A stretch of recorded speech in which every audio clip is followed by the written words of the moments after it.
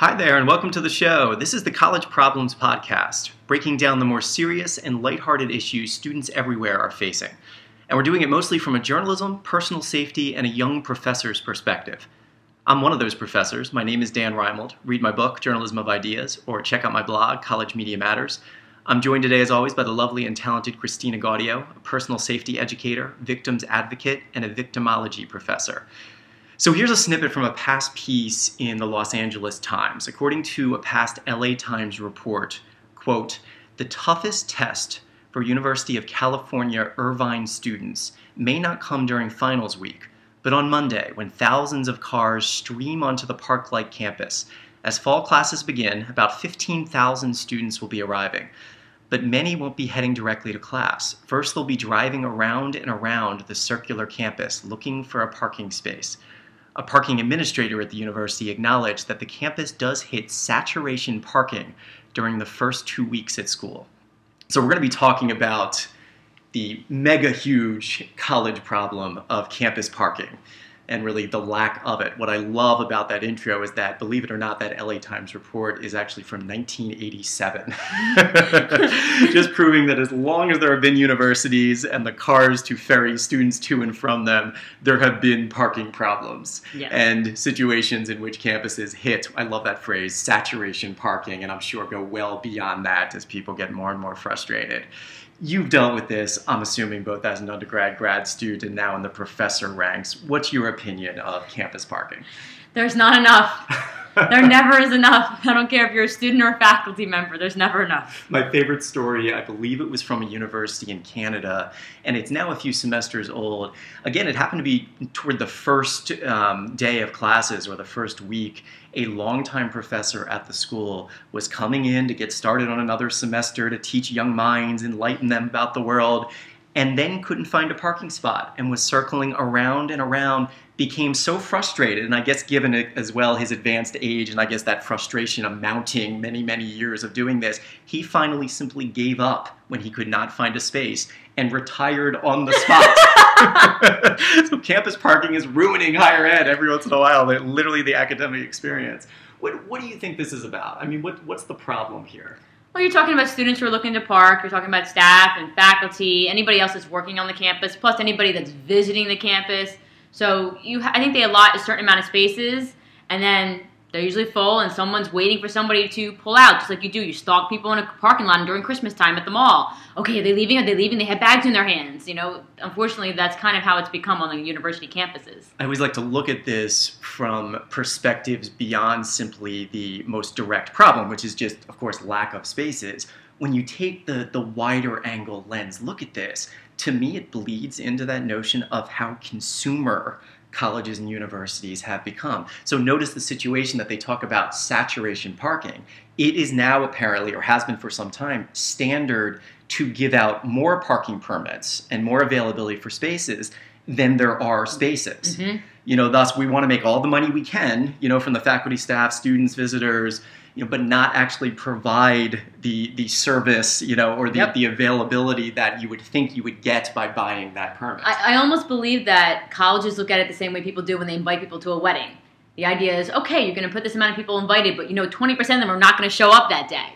So I kind of feel like campuses are looking at it that way too. It's like, okay, we're going to give all of this parking permits out, and we only need this many spots because really only 20%, more than only 80% are going to show up that day. And this to me also bleeds into the notion that more and more colleges have become commuter schools. Students are living off campus, you know, right when freshman year gets done. A lot more are living from home, you know, and people are streaming to and from campus every single day. And that's becoming an issue when it's literally, you know, bleeding out and also bothering neighbors and causing then community problems. You know, this is not just a campus parking issue, but a community parking issue. People are parking in front of people's driveways, they're parking on their streets. I mean, it can be very frustrating. I mean, the constant commuting student is becoming an issue because you have so many kids coming to and from public transportation that I think that colleges are looking at it as, well, we're having more and more commuter students, so we really don't need as much parking. So we don't need to build a new parking lot. We don't need to do this. We don't need to do that. The idea that, I know it sounds backwards, but like you said, the notion that, well, so many are going to be coming in but going out at the same time, so we're not going to have that long-term airport parking.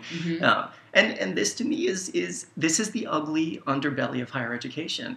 You know, in the notion that you would think if you are having students pay $20,000, $30,000 for their tuition, they're paying the the room and board and all the extracurricular fees and everything that goes into financing their education, you would think that if on top of that you're also paying $100, $200, I've heard $300 depending on the type of school, to then get your parking, you'd think you'd be able to simply have a spot. I would want an assigned spot. I would want my name on that thing.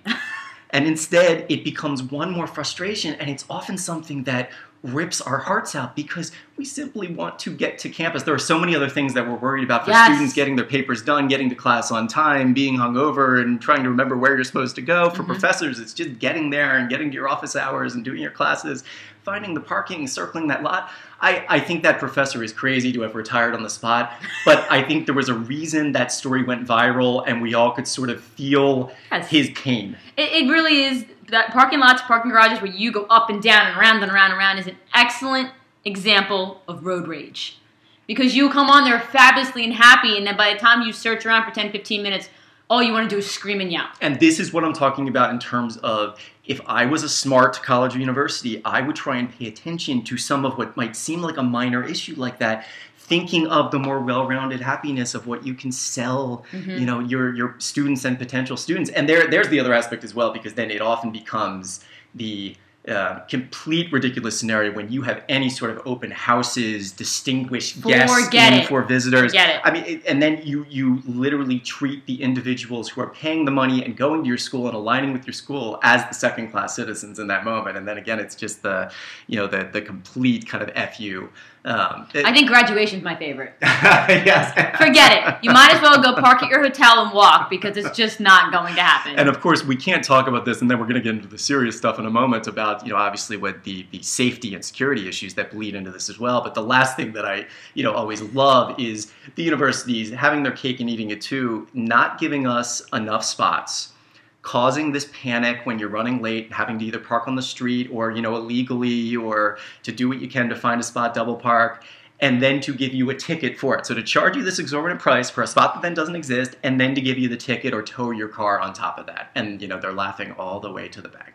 Let's talk about the more serious issue, though, because certainly, nighttime parking in the nearby community areas, I've heard it sometimes described as not a parking problem, but a walking problem, and then also parking garages. All these things are ripe for security and safety concerns for students. Is that correct? Yes. What are some of the things we're dealing with these issues? The National Crime Victim Survey that goes out, I know the one from 2004 to 2008 actually shows that 8% approximately of violent victimizations that occur happen in parking lots, parking garages, or walking to or from them. And to be clear, is that literally nationwide, student and non-student as well? Okay, that's nationwide. Wow. Okay, so not even that's a college level. That's just literally if you think about just college in general, if you're not talking about just parking lots and parking garages, victimization on college campuses, all violent victimizations is 13%. It's even higher. Why is this not something that colleges are completely on top of with cameras and extra security officers and campus shuttles at all times? This is something they're really kind of missing the boat on in general, is what you hear? And I mean, one thing, I went to Villanova for grad school, and one of the things that drives me crazy is that the students on that campus, there's a walkway coming from one of the dorms going to like a parking area. They call it the rape trail. That, I remember even back then, would make me crazy. I mean, we're walking to and from these campuses or walking to and from the parking lots, and it's very dangerous. Whether it's day or night. A lot of times they're secluded, you're alone. I mean, the campuses aren't looking at these problems. I mean, simple things that students don't realize when you go to your car in a parking lot, most of the time they never have their keys in hand. They're searching in their bags, especially girls who have purses. Guys are pulling them out of the back pockets. Their keys aren't in their hands. They're not looking around their cars, under their cars, not seeing anything that's around them. They're just hanging out and going. They're not aware of the dangers that surround them. And even the idea of them calling it, that awful description, the rape trail, the notion that there is almost truth in laughter, to the notion that they would snicker about that, shows that that's often the belief among students, that it's not going to happen to me, or it's just one of those things we have to deal with, or the thought that, well, it's fairly well lit, so I'll be fine. Yes. But so some of the other, just buddying it up, maybe making sure you do call for the campus security shuttle. Most colleges I know, most universities that I've read about will give you an escort to your car.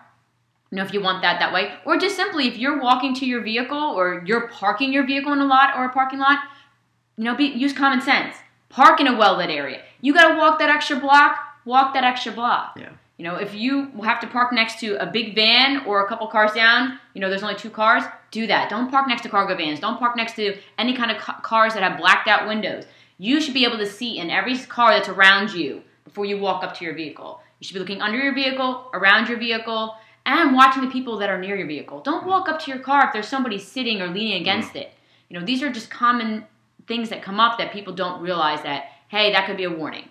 And to me, that's such a great thing to remember, that even when it's cutthroat island and you're simply trying to get a space and you're trying to decide, is it worth it to do this because I'm running a tiny bit late, to take that extra step. I imagine especially at night, if you're a little bit farther removed from campus, if it's a crazier football, homecoming, drinking weekend, I mean, all these things to sort of keep in mind. And of course, parking garages, which are just ripe for these sorts of, parking garages and parking lots. I mean, the other thing that people don't realize is when they get in their vehicles, they shut their door and they think they're safe.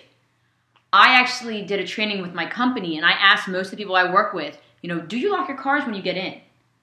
I would say over 90% said no. Because most of them are so used to turning their ignition on and their cars automatically lock. You're getting in your car, and now you're sitting in an unlocked vehicle. You're sitting there, and you are at huge risk because it's going to be very hard for you to fight somebody off if they're reaching in to get to you. Yeah. The second you get in your vehicle, you lock your doors. It's a very simple thing. You forget it all the time.